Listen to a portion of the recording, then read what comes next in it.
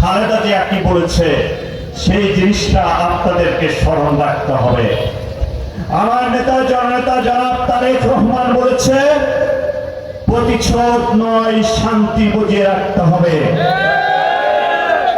আমরাও আহ্বান জানাবো, প্রতিশোধ আমরা নিব না, তবে আপনারা অতি তাড়াতাড়ি কেউ বিএনপি করতে এসেন না।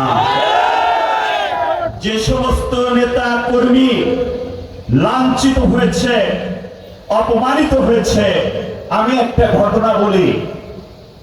একজন ডাব বিক্রেতা, যুবদলের কর্মী পলাশ, ডাব বিক্রি করে তার জীবন, তার সংসার চলে। সে হয়তো বিএনপির কর্মী, বিএনপিকে সমর্থন করে, তার একটা প্রোগ্রামে যার কারণে তার পাটা 3 জায়গায় ভেঙে দেওয়া হয়েছে। শুধু তাই নয়, সে যে ভ্যানের উপরে ডাবগুলো রেখে বিক্রি করত, সেই ভ্যানের টায়ারগুলো পর্যন্ত কেটে দেওয়া হয়েছে। আমরা জেলা বিএনপির নেতৃবৃন্দ তার বাড়ি আসছিলাম, প্রেসিডেন্ট সেক্রেটারি সহ তাকে দেখার জন্য, কিন্তু দেখে যাওয়ার পরও সে আতঙ্কিত ছিল আমরা আসার অপরাধে হয়তো তাকে আবার মারবে। ঠিক সেই ঘটনাই ঘটেছিল, তার বাড়ির পারে যে আবার হুমকি ধামকি দেওয়া হয়েছিল।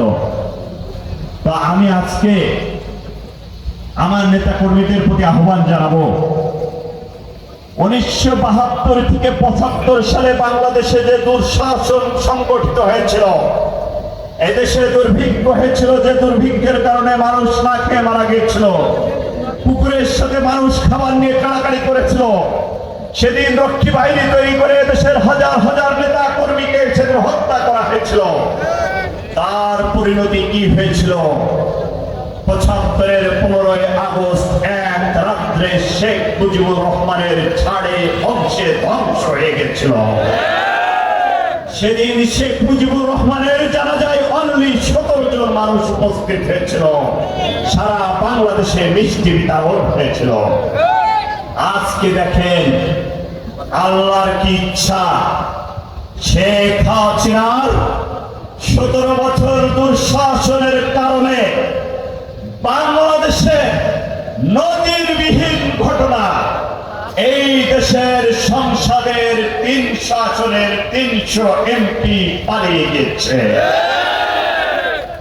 এই দেশের যুবলীগ, ছাত্রলীগ সহ বড় বড় নেতা, চেয়ারম্যান সবাই পালিয়ে চলে গেছে।